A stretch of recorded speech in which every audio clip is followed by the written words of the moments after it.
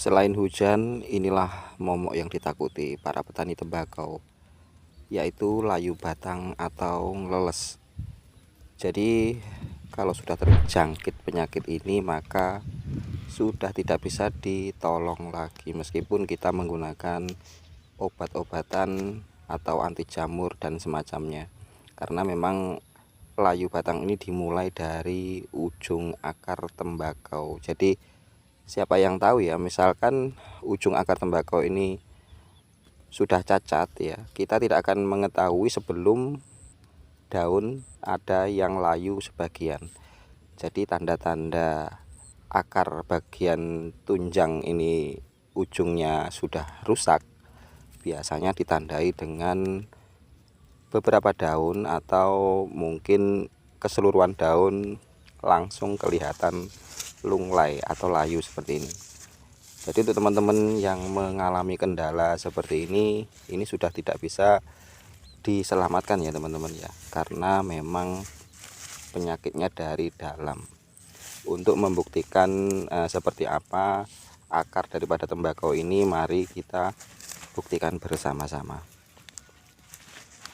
Oh ya, selain daripada itu ya, kematian tembakau ini apabila sudah menginjak umur segini ya teman-teman, itu memang sudah membuat kita bingung ya, karena memang usia tembakau ini sudah lebih dari 1 bulan. Nantinya apabila kita sulam ya, tentunya akan jaraknya jauh sekali dengan yang kita tanam baru ya. Jadi untuk yang sulaman itu biasanya nantinya ya mempunyai pertumbuhan itu tentunya agak jauh dengan yang awal seperti ini, karena memang jaraknya sendiri jauh. Jadi seperti ini teman-teman ya, kita buktikan ini untuk bagian batang yang layu ya, maka di dalamnya nantinya akan ada bercak hitam ya, sampai biasanya tembus ke akar. Jadi memang awalnya itu memang dari ujung akar.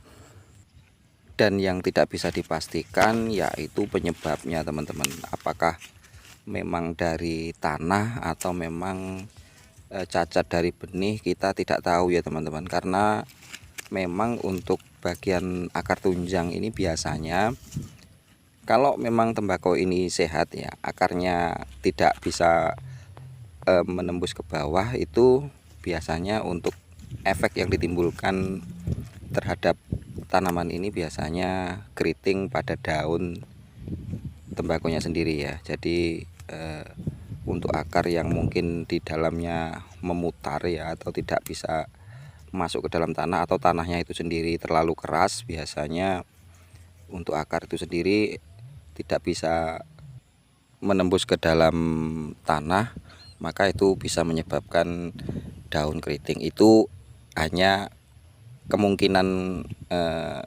kecil juga ya teman-teman ya, karena memang penyebab daripada keriting atau mungkin layu batang ini memang tidak sepenuhnya dari akar ya. Ada yang memang layu batang ini dimulai dari daunnya itu sendiri, mungkin terkena infeksi seperti mungkin dari embun atau dan yang lain-lain, mungkin bisa menyebabkan layu pada tembakau ini. Akan tetapi untuk batang yang memang sudah terjangkit virus seperti ini, sudah bisa dipastikan akan menimbulkan kematian pada tanaman tembakau ini. Jadi untuk penyebab yang dari atas atau dari daun itu biasanya masih bisa dikendalikan ya. Artinya untuk tembakau itu masih bisa diobati dari atas ya. Akan tetapi untuk bagian akar ini memang kita tidak bisa memastikan bahwa penyembuhan dapat dilakukan. Terlihat sekali ya teman-teman ya, untuk akar daripada tembakau ini memang sudah rusak ya. Jadi untuk jaringan akar ini memang yang menuju ke bagian akar tunjang itu sudah membusuk. Dan biasanya apabila daun tembakau ini sebenarnya masih sehat bertahan ya, untuk pagi hari itu tidak kelihatan ya teman-teman ya. Jadi untuk pagi hari itu memang tembakau ini belum sepenuhnya mati ya. Jadi untuk pagi hari itu biasanya masih mekar ya untuk daun tembakau ini. Akan tetapi apabila sudah terkena sinar matahari, bisa dikatakan sekitar pukul 9 lah itu sudah mulai terlihat untuk daun ini lunglai atau lemas atau layu ya teman-teman ya, karena memang sebenarnya untuk tanaman ini sudah sekarat ya atau setengah mati. Jadi untuk terkena sinar matahari biasanya langsung menimbulkan daun ini layu. Dan memang untuk kerusakan pada akar ini, meskipun kita menggunakan seperti fungisida untuk dikocorkan, itu mungkin sudah tidak bisa membantu ya teman-teman, karena memang untuk jaringannya sendiri sudah rusak. Akan tetapi ada beberapa jenis tembakau yang bagian atas akar ini masih bisa tumbuh akar baru ya teman-teman.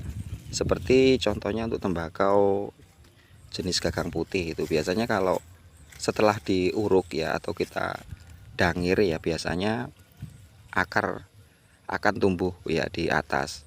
Jadi untuk pangkal tembakau ini masih bisa menumbuhkan akar, asalkan untuk akar tembakau ini atau pangkal tembakau ini kita uruk dengan tanah. Akan tapi untuk jenis-jenis yang lain itu kemungkinannya kecil ya teman-teman, karena memang jenis tembakau itu memang banyak ya, ada yang memang tahan air, ada juga yang tahan kering ya. Jadi memang jenisnya banyak sekali untuk tembakau kasturi ini.